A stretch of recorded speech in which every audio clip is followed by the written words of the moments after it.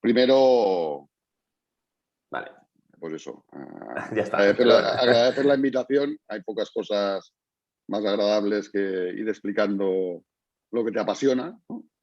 Y a mí me apasiona lo que hacemos.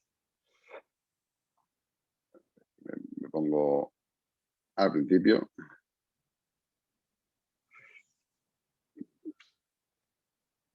Como comentaba Pera, es decir, blockchain es una tecnología que ha aparecido y que todos más o menos conocemos, especialmente por lo que son las criptomonedas, especialmente por Bitcoin. Es decir, realmente la primera mención a la cadena de bloques, a blockchain, es en el propio white paper que se publicó en 2008 respecto a Bitcoin.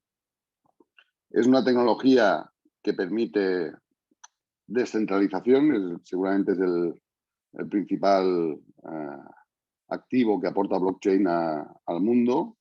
Y esa descentralización permite, pues, por ejemplo, que existan criptomonedas, pero que existan muchas otras cosas. Blockchain va a tener un impacto muy grande en el modelo que tenemos hoy en día de entender Internet o de entender la red. Y seguramente hasta antes de blockchain teníamos una red que básicamente lo que hace es conectar ordenadores. Es una red que conecta ordenadores y luego sobre esos ordenadores, pues diferentes compañías han puesto en marcha servicios, como se llaman los prestadores de servicios de Internet, de diferente tipo, pero al final no dejaba de ser una infraestructura de ordenadores conectados donde encima ponemos aplicaciones. Blockchain históricamente se ha definido como el Internet del valor, porque lo que hace es, ya no conectamos ordenadores, conectamos entidades, que estas entidades pueden ser personas físicas, jurídicas, dispositivos, etcétera, que son capaces de intercambiar valor entre ellos. Esto, como digo, es un cambio muy profundo y ni soy un experto en esto en concreto, especialmente en temas de criptomonedas, aunque como todos los que nos dedicamos a estos, pues hemos jugado con ello. Pero y el impacto grande que va a tener en un futuro de todo esto todavía es difícil de ver. Yo siempre me gusta compararlo como cuando empezó Internet. Por desgracia, tengo unos cuantos años y yo viví la introducción de Internet. Y entonces, cuando empezó a entrar Internet, ni nos imaginábamos lo que sería hoy en día. Ni nos imaginábamos que el Internet sería nuestro teléfono que tenemos en la mano, ¿no? Y que es desde donde hacemos la mayoría de acciones en Internet.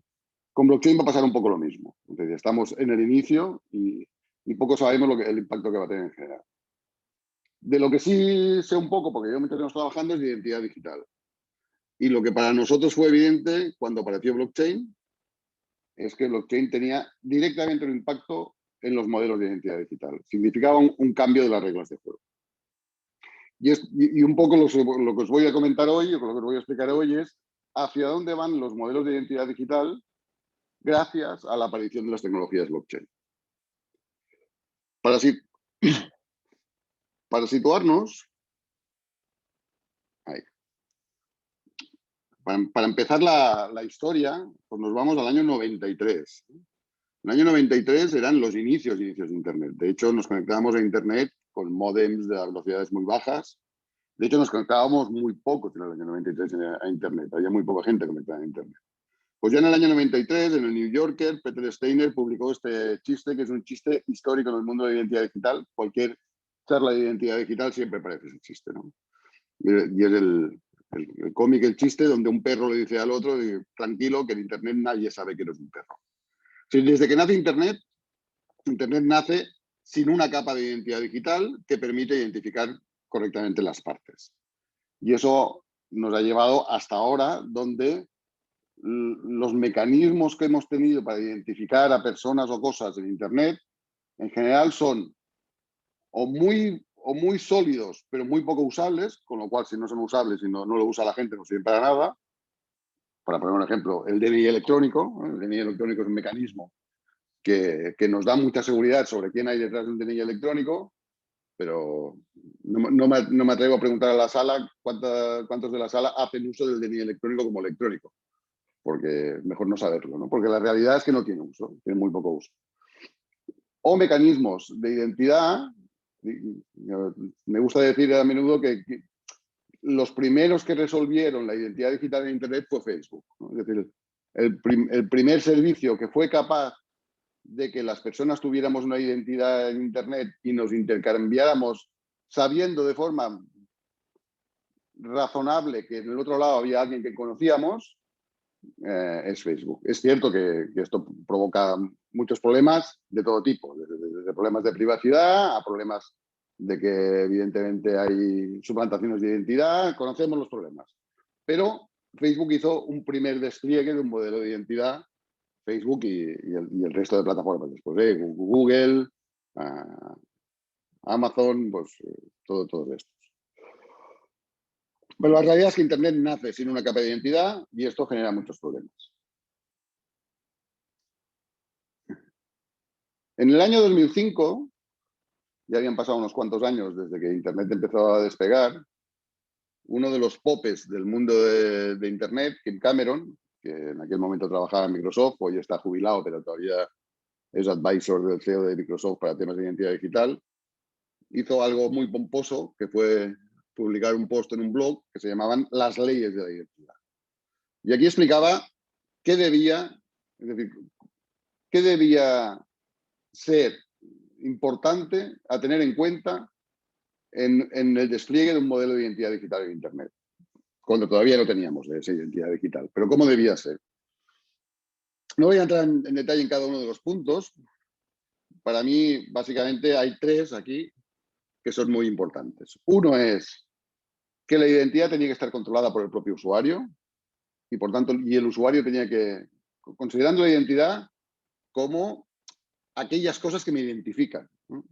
Como un conjunto de atributos sobre mí que me identifican, que lo que en terminología es del PII, el Personal Identification Information, que es, pues, a mí me identifica pues, desde un número de DNI a mi nombre, igual donde vivo, todas estas cosas me identifican. Desde lo que decía Kim Cameron es, toda esta información tiene que estar bajo control del usuario y toda esta información solo se puede acceder a ella bajo consentimiento del usuario. Eso es una cosa que ya aparece en 2005, ¿no?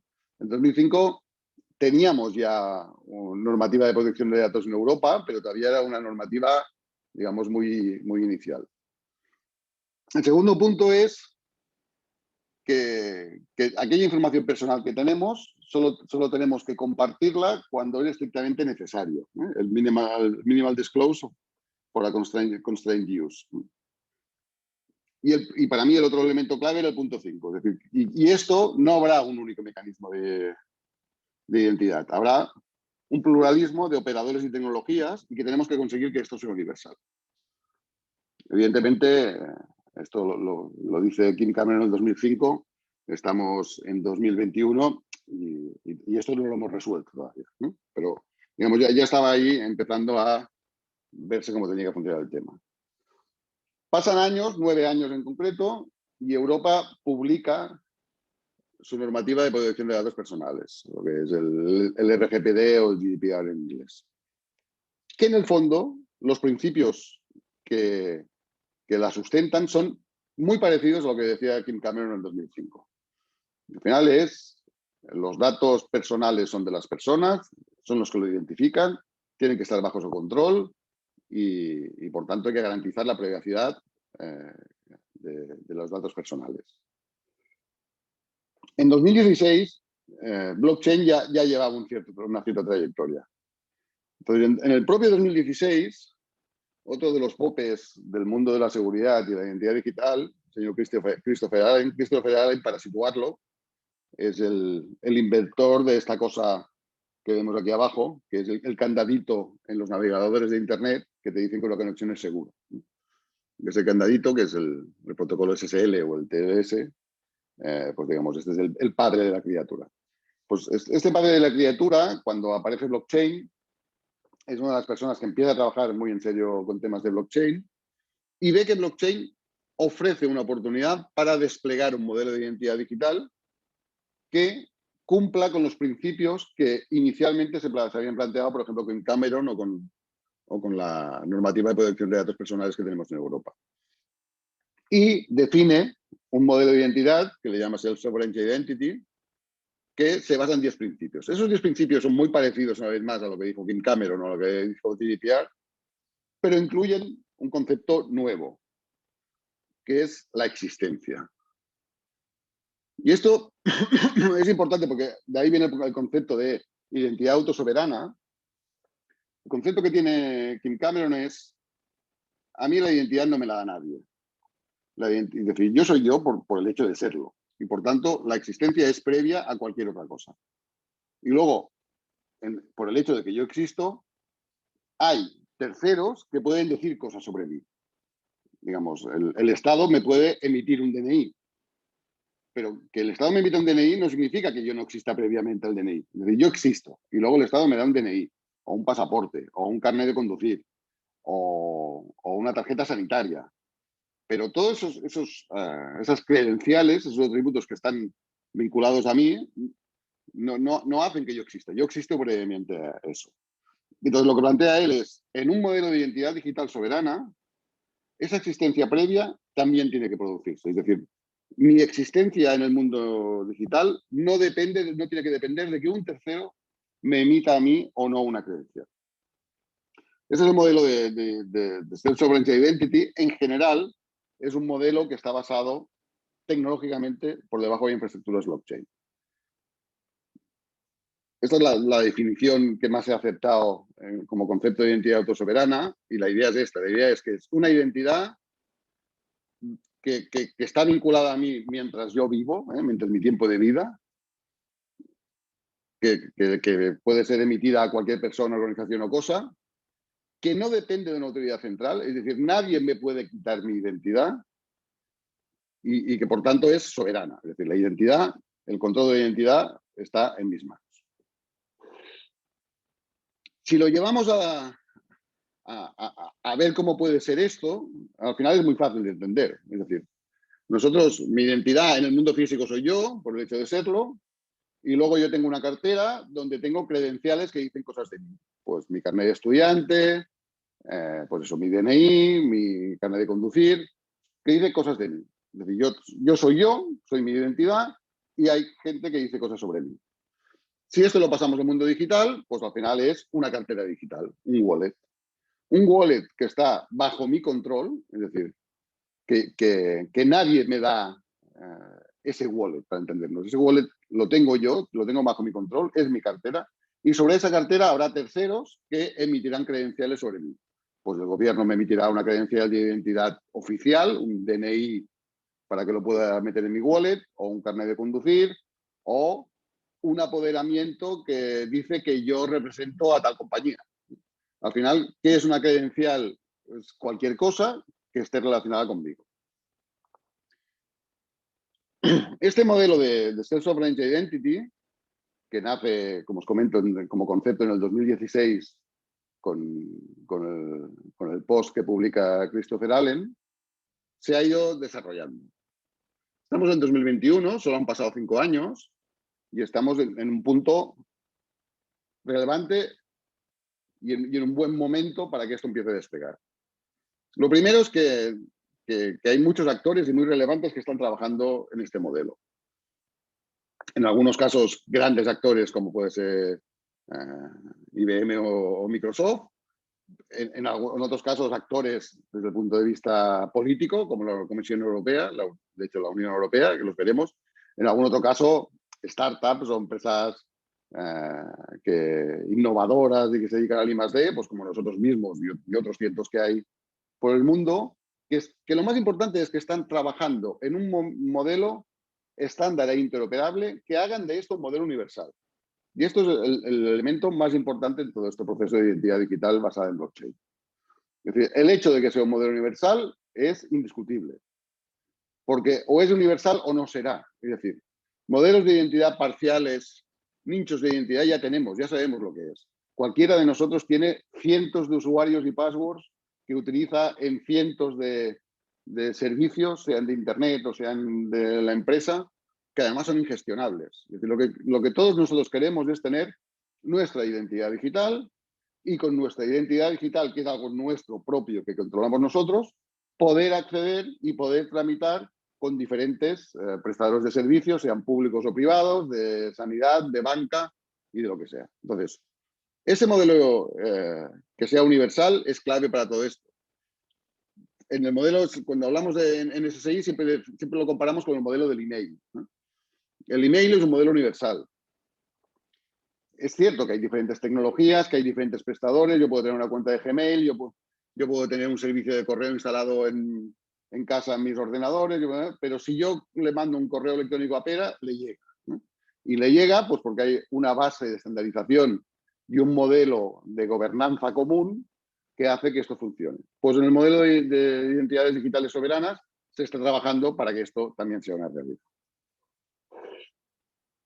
Y aquí os voy a poner un ejemplo, de hecho lo vamos a ver directamente a través del vídeo.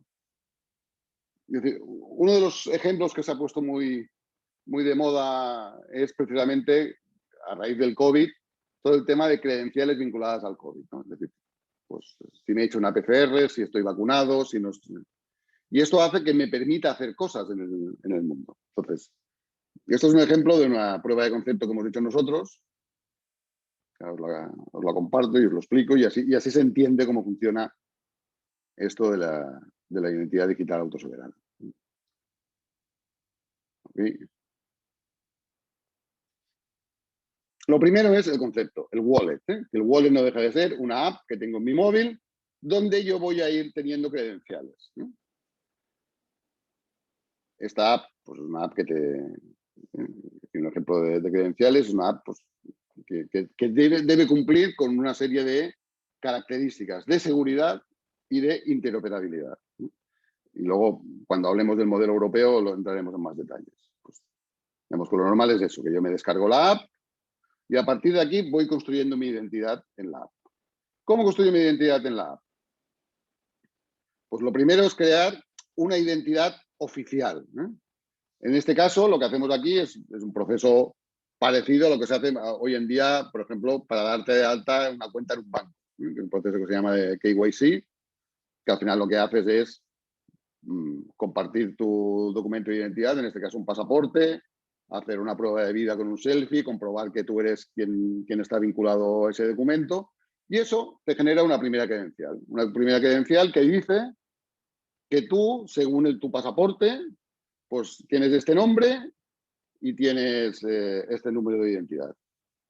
En este caso, con esa primera identidad, lo que hago es ir a mi centro de salud, me autentico gracias a tener esta identidad, es decir, oye, yo demuestro que en este caso soy Santi Casas y con esto voy a mi centro de salud y mi centro de salud, sabiendo ya quién soy yo, me puede ofrecer servicios. ¿Qué servicio me puede ofrecer? Por ejemplo, pues emitirme una credencial sobre que yo ya estoy vacunado del COVID. Entonces, cuando digo al centro de salud que me emita la credencial, pues esa credencial me llega a mi cartera, a mi wallet, y yo ahora aquí ya tengo dos credenciales, mi credencial de identidad y mi credencial conforme que estoy vacunado según mi centro de salud. Y ya con esas dos credenciales os voy a hacer otra cosa, por ejemplo, un check-in para un vuelo. Es decir, puede ser que en determinadas compañías de aviación o determinados países me exijan que para viajar tengo que demostrar quién soy, que eso lo demuestro con mi credencial de identidad, y que efectivamente estoy vacunado.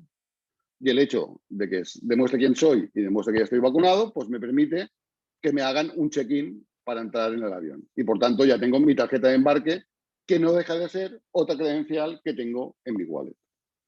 El concepto, por tanto, es muy sencillo, es decir, es muy evidente. Es lo que, digamos, lo que hemos hecho históricamente en nuestras carteras de identidad físicas. Es decir, al final yo tengo una cartera donde voy poniendo las credenciales que están vinculadas a mí, solo que he trasladado al modelo de Internet, el modelo digital.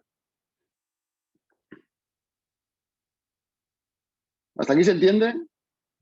¿Hay alguien al otro lado? Sí, yo por mi parte sí, no sé, el resto de asistentes. Sí, se entiende perfectamente. El Sí. ejemplo ha sido muy válido. Entonces, para que esto ocurra, lo primero es, tenemos que tener un stack de tecnologías basado en estándares que todo el mundo lo cumpla. Y aquí tenemos muy buenas noticias. Uno de los principales organismos de estandarización en el mundo digital, que es el W3C, es donde se están estandarizando estas cosas, ¿no? Viene el stack en la pila de cosas que hay que estandarizar pues el W3C está en 2 de las partes. Y en el resto del stack hay otros organismos como el IETF o el DIF o OASIS que también están estandarizando partes. Por tanto, tendremos un stack de tecnologías que nos permitirá el modelo SSI, que será estándar y que por tanto nos permitirá que sea universal. O sea que ahí la buena noticia. ¿Qué cosas forman parte de este stack? La primera es lo que se llama el DID, que es el Decentralized Identifier. Esto, para compararlo con el mundo Internet clásico, esto sería el equivalente a una IP. Una IP es aquello que identifica nuestro ordenador o nuestro móvil o lo que sea dentro del universo de Internet. ¿Cuál es la principal diferencia? Que una IP no es un modelo descentralizado. Es decir, una IP de hecho es un modelo jerárquico. Es decir, hay un organismo a nivel mundial que gestiona todas las IPs grandes, que luego se van jerárquicamente, se va descentralizando y luego al final alguien me asigna a mí una IP. Pero hay una autoridad que me asigna a mí una IP. En el modelo de identidades descentralizadas, este DID no me lo asigna a nadie, me lo genero yo solo. Y esto es un modelo más de la autosoberanía, es decir, nadie me asigna y por tanto me puede desasignar una identificación mía, sino que es algo que me genero yo mismo. Y esto, para entendernos, es la dirección de nuestro wallet, ¿no? Para hacerlo muy sencillo. De hecho, no es tan sencillo, pero al final sería la dirección de la cartera, ¿no? La dirección de nuestra cartera es este DID que nos hemos generado nosotros mismos. Y por tanto, volviendo un poco a lo que os explicaba al principio, pasamos de tener una red basada en ordenadores que están conectados por sus IPs a poner una capa superior a esta, donde tenemos wallets, y estas carteras pensemos en lo más abstracto posible, no solo en el caso de la cartera de identificación personal, sino también pues, en carteras de personas jurídicas o tal, que tienen sus identificadores y que son capaces entre ellos de intercambiar valores. Que esos valores pueden ser desde credenciales de identidad a criptomonedas, pero al final el modelo es, tenemos identidades descentralizadas que cada uno controla las suyas, sobre las cuales hablan entre ellas. Entonces, estamos en una capa diferente en el modelo de identidad. Entonces, los DIDs, esto es una de las cosas que ya están bien definidas, ya están estandarizadas y que ya todo el mundo sabe cómo funciona. Lo siguiente, que también ha estandarizado el W3C, son lo que se llaman las Verifiable Credentials, que al final son aquella información sobre mí que yo tendré en mi wallet. Esto será una información que alguien emitirá sobre mí y que alguien consumirá de mí, pero que siempre estará bajo mi control. Es decir, desde mi wallet yo tendré control de qué información se emite sobre mí y qué información yo puedo compartir sobre mí con terceros. Y esto, como os digo, también es otra de las cosas que ya está estandarizada. Una de las cosas que se está trabajando más en Internet ahora mismo es precisamente el minimal disclosure, es decir, el compartir la mínima información necesaria sobre ti. Ponemos siempre el mismo ejemplo. Es decir, si yo para conectarme a un casino online tengo que demostrar que soy mayor de edad, solo tengo que demostrar que soy mayor de edad. No tengo que dar mi DNI para entendernos. Nadie tiene que saber cuál es mi nombre ni mi fecha de nacimiento. Lo que tiene que saber es que soy mayor de edad. Entonces, este tipo de cosas se hacen con nuevos algoritmos criptográficos que se llaman de Zero Knowledge Dutch Proof. Y esto también se está trabajando mucho. Esto será muy importante porque esto para mí es una de las patas claves para poder despegar los modelos de SSI. Porque esto hace que se acabe intercambiando la mínima información necesaria con los terceros y eso hace que la gente confíe en el sistema. Es decir, una de las cosas que tenemos ahora en el modelo actual, y el modelo actual, repito, es el modelo de las identidades de Facebook, Google y tal, es que todos nosotros sabemos que nosotros somos la moneda en todo esto, es decir, que nuestros datos personales somos la moneda, que cualquiera de los prestadores que hay hoy en día lo que intentan es capturar la máxima información sobre nosotros, porque gracias a esa información ellos pueden hacer su negocio. El modelo SSI es clave que demuestre que esto no puede hacerse con este modelo SSI. Y por tanto, este es uno de los caminos que se está trabajando más en los últimos años. Se está desarrollando mucho trabajo aquí. Otro de los temas que se está trabajando mucho es la gestión de claves.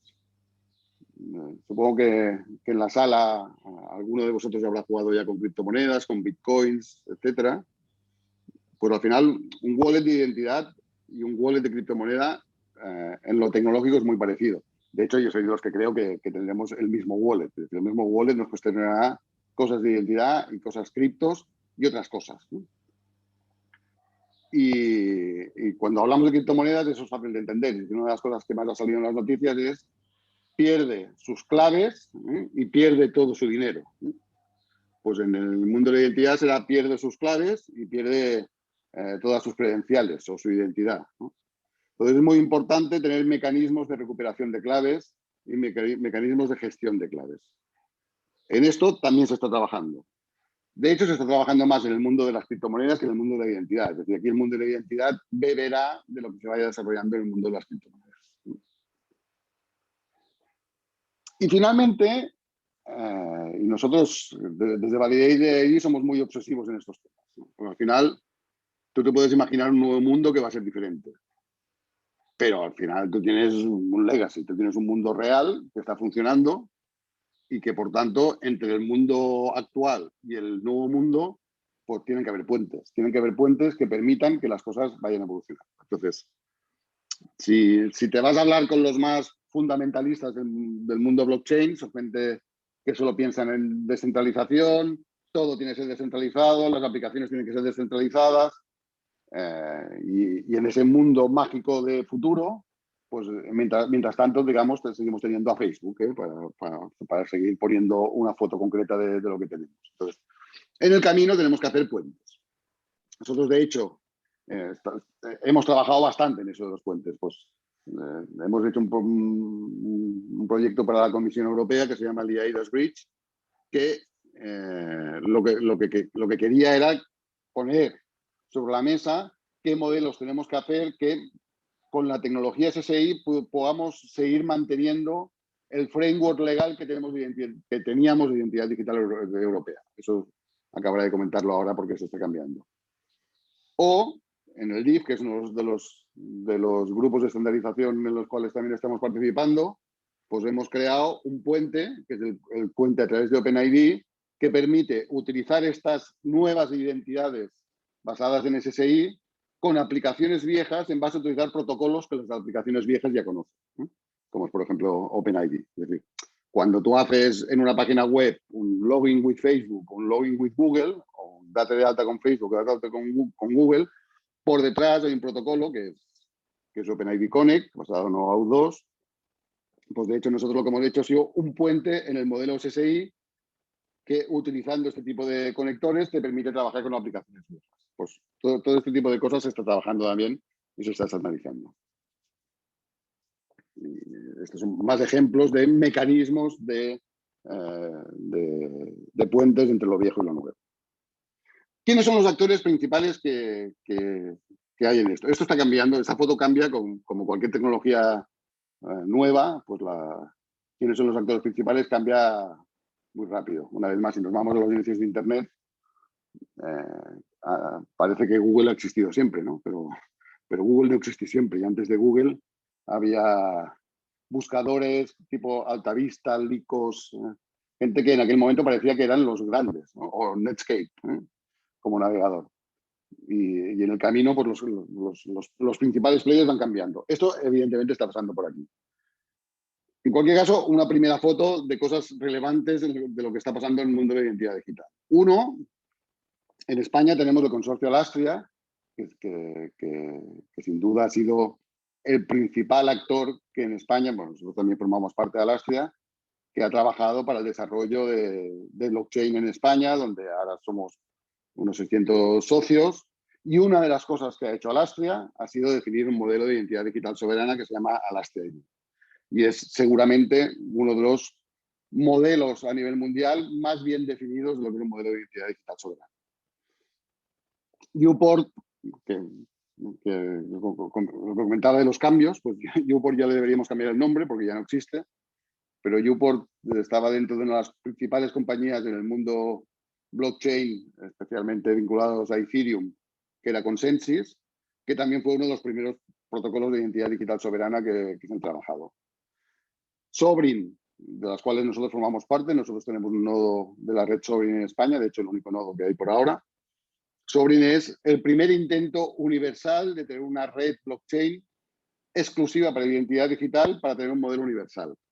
Entonces, Sovereign seguramente es el primer ejemplo de esto, y de hecho hay algunas iniciativas, por ejemplo, IATA, la Asociación de Compañías de Aviación, su proyecto de credenciales COVID para subir a los aviones, lo que se llama el IATA Travel Pass, está basado en la tecnología de Sovereign. Y luego, finalmente, ya no entraré en más detalle en esto, la Unión Europea en general es un modelo que le ha gustado mucho porque, de hecho, algunos hemos defendido que la única forma de cumplir con el Reglamento General de Protección de Datos en modelos de identidad digital es con un modelo de identidad digital soberana. Y Europa se lo ha creído, y Europa durante 2 años ha estado haciendo un piloto. Nosotros hemos estado contratados por ellos en el track de desarrollo, y de hecho el wallet como tal lo hemos construido nosotros. Y esto ha hecho que Europa, desde el punto de vista político, haya generado mucha atracción en este modelo. De momento pensemos que hasta aquí estábamos hablando de pruebas de concepto y de pilotos. Todavía no había más, pero Europa estaba poniendo dinero para montar un modelo de una red blockchain pública para el sector público, para el sector público en Europa, lo que se llama la red EPSI, y sobre esa red EPSI montar un modelo de identidad digital soberana. Y eso ya lo tenemos hoy. De hecho, ya tenemos la versión 2 en marcha. Pero es que hay momentum en ese sí ahora.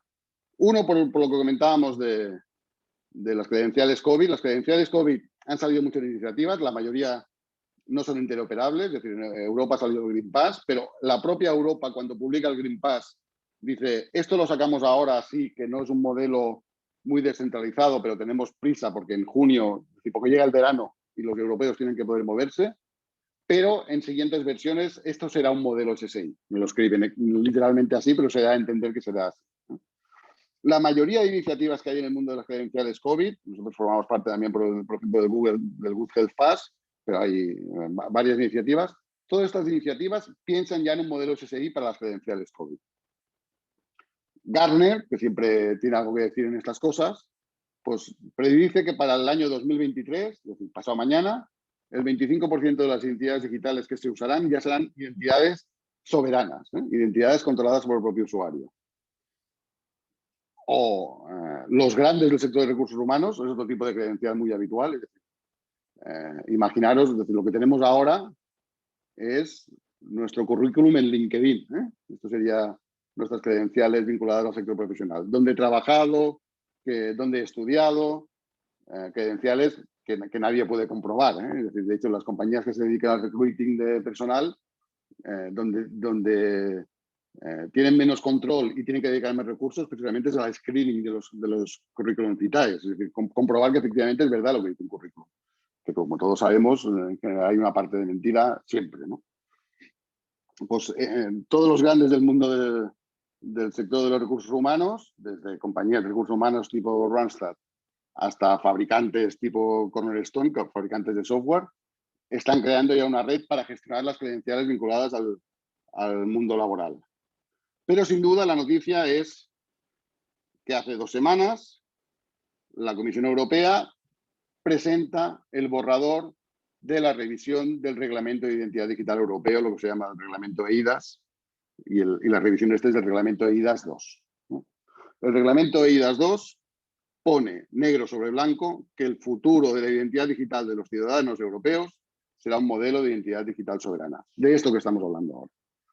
Si esto lo juntamos a los pilotos y pruebas de concepto que la Comisión Europea ya lleva 2 años trabajando en los modelos de SSI, nos hace prever que a 1 año vista, que es cuando se prevé que esté publicado ya finalmente el reglamento de IDAS, es decir, ahora está publicado el borrador, ya la toca todo el proceso antes de la publicación definitiva, que durará 1 año, a 1 año vista los modelos de identidad digital soberana serán una realidad como mínimo en Europa. Como os comentaba, en el ámbito de las credenciales COVID hay múltiples iniciativas, la mayoría de ellas basadas en blockchain y credenciales blockchain. De hecho, que en Cataluña se ha hecho también una iniciativa que se llama Obrim Girona, que era precisamente en la provincia de Gerona para poder asistir a eventos y hacer cosas en base a un modelo de credenciales COVID, que también es un modelo parecido al SSI, no es exacto SSI, pero es muy parecido. O el Lanzarote, en el que ha habido de Lanzarote, también un piloto que ha hecho Alastria, también lo mismo, basado en SSI para credenciales COVID, o como os comentaba, el proyecto del IATA Travel Pass. Es la mayoría de cosas que tienen que gestionar credenciales vinculadas a las personas, qué mejor que hacerlo en un modelo estándar, interoperable y garantista de la seguridad y la privacidad, como es, por ejemplo, el modelo de credenciales de SSI. Como digo, Europa ha apostado claramente por esto, tampoco vamos a entrar en más detalle, pero digamos que en 2023, en 2022 tendremos la publicación definitiva del reglamento de IDAS, y en 2023 hay que tener en cuenta que una de las cosas que ocurren en la revisión del reglamento no es que solo pones en negro sobre blanco que este será el modelo de identidad digital europeo, sino que además por primera vez lo hace mandatorio, lo hace obligatorio. Es decir, hoy nosotros tenemos un DNI electrónico. Con ese DNI electrónico podemos hacer cosas con el sector público, con una parte del sector público, de hecho ni con todo, pero digamos con el sector público, pero nadie más. Es decir, tú no puedes hacer cosas con el DNI electrónico en general, ni con la banca, ni con los seguros, ni con la sanidad, ni con la sanidad privada. Es decir, en general tiene poco uso. Una de las cosas que hace el eIDAS 2 es este nuevo modelo de identidad digital del ciudadano europeo, porque además la visión es que esto es una credencial que te da ciudadanía europea. Este nuevo modelo será mandatorio para todos los prestadores de servicios. Es decir, los bancos tendrán que funcionar con este modelo SSI, el Amazon de turno tendrá que funcionar con este modelo SSI, es decir, este modelo SSI será mandatorio para Europa. Y esto es muy relevante desde el punto de vista de tracción. Ya me quedan 10 minutos, o sea que vamos a ir cerrando. Este es el vídeo que ya hemos visto. Y la idea es un poco esto, es decir, en el 2021, pues parece que finalmente hemos sido capaces de poner las primeras piedras para resolver aquel problema histórico del 93, de que en Internet nadie sabe quién es un perro. Pues en 2021 no solo sabrás si eres un perro o no eres un perro, sino que sabrá además qué titulación tienes, dónde trabajas, y que eso siempre estará bajo control del usuario y será el usuario quien decida cómo compartir o no compartir esa información con terceros. Y hasta aquí, vaya ruidos de pegado, ¿eh? Muy bien, Santi, pues muy interesante lo que está por venir. La verdad es que yo conocía algo de refilón por lo que has comentado, ¿no? Por lo que te suena de las criptomonedas, que es por donde te llega siempre todo lo relacionado con blockchain, pero no había caído nunca en lo que podía afectar a la identidad digital. Así que, bueno, si queréis, abrimos. Santi tiene 10 minutitos que tiene tiempo, porque tiene otra reunión ahora en breve, 9 minutos. Así que si queréis hacer alguna pregunta o aportar algo. Yo quería, bueno, primero felicitarte porque ha sido una ponencia extraordinaria, me ha encantado. Y sobre todo me ha gustado mucho el hecho de que hayas hecho el planteamiento de toda la tecnología, etcétera, pero ver también tu estrecho trabajo con administraciones públicas. Y te lo digo ¿por qué? Porque esta es la pregunta que quiero hacerte. ¿Tú ves verdaderamente, desde el punto de vista de la administración pública, un aliado respecto a esto? Porque lo que yo sospecho, o lo que yo más me temo respecto a todas las cosas buenas que nos ofrece blockchain, es el hecho de que al final irremediablemente suponen una devolución a la sociedad civil de parte de cosas que estaba gestionando hasta ahora el Estado, y teniendo en cuenta que parece que estamos en una deriva hacia estados un poco más grandes o más potentes, ¿no llegará un momento en que el Estado se convierta más bien en el enemigo de todo esto? ¿Cómo lo ves tú? Es decir, al final esto es condición humana. Quien tiene el poder no lo suelta si no le obligan, ¿no? Esto es, los humanos somos así, bueno, los humanos y los mamíferos, ¿eh? Al final, quien tiene el poder no lo suelta ni harto de vino, ¿no? Esto es real. Es decir, que habrá fuerzas en contra de esto, seguro. Que habrá fuerzas en el sector público en contra de esto, seguro. Pero también hay mucho innovador en el sector público, mucho. Y de hecho, por ejemplo, en Aragón, que hay fuerzas negativas a esto, el ejemplo es que cuando empiezan a surgir estas cosas, en Cataluña se propone un proyecto que se llama Identicat, que era un modelo SSI como este que estamos hablando, que es el modelo europeo. Y en aquel momento, con todo el follón del proceso y tal, pues se decidió crear un Real Decreto que prohibía hacer estas cosas. Pero prohibir hacer estas cosas es poner puertas al campo. Es decir, porque Europa ha decidido que esto es que el modelo es este. El problema no es si lo hacen los catalanes o los israelíes o los palestinos. Es decir, que el modelo es este y ya está, no hay más. Entonces, teniendo en cuenta que salió ese Real Decreto aquí, por ejemplo, en Aragón se ha publicado hace pocos meses una especie de ley de administración electrónica para Aragón, donde ponen en negro sobre blanco de que esto en Aragón, pues para las licitaciones públicas, etcétera, etcétera, se va a hacer sobre tecnología blockchain y se van a utilizar identidades digitales soberanas sobre tecnología de blockchain, o se podrán usar identidades digitales.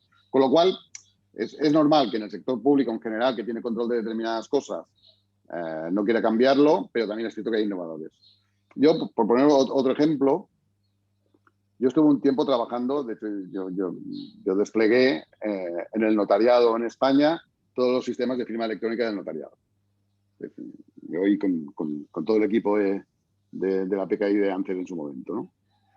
El notariado, cuando salió la primera ley de firma electrónica, el notariado lo vio como una amenaza absoluta a su business, ¿no? A su negocio. Porque de hecho, algunos de la sala también tenemos una edad, ¿no?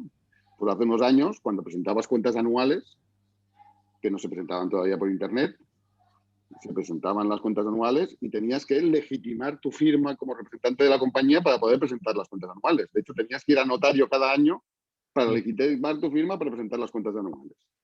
Cuando sale la firma electrónica, la regulación de firma electrónica, que estamos hablando del 99, pero sobre todo en el 2003, los notarios lo ven como, oye, que aquí me quites el negocio.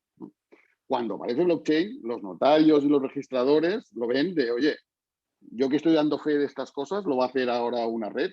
Pues sí, lo va a hacer una red. Es decir, pasarán un año, pasará 10, pasarán 20, pero estas cosas pasarán. Es decir, donde los notarios o registradores aporten valor, que no es tanto en escribir en un libro de registro un apunte, que esto lo puede hacer una máquina, sino en valorar las capacidades, que es algo que hacen los notarios. Es decir, las cosas que no pueden hacer las máquinas, ahí tendrás valor, pero donde no tienes valor, lo harán las máquinas. O sea que esto acabará pasando sí o sí.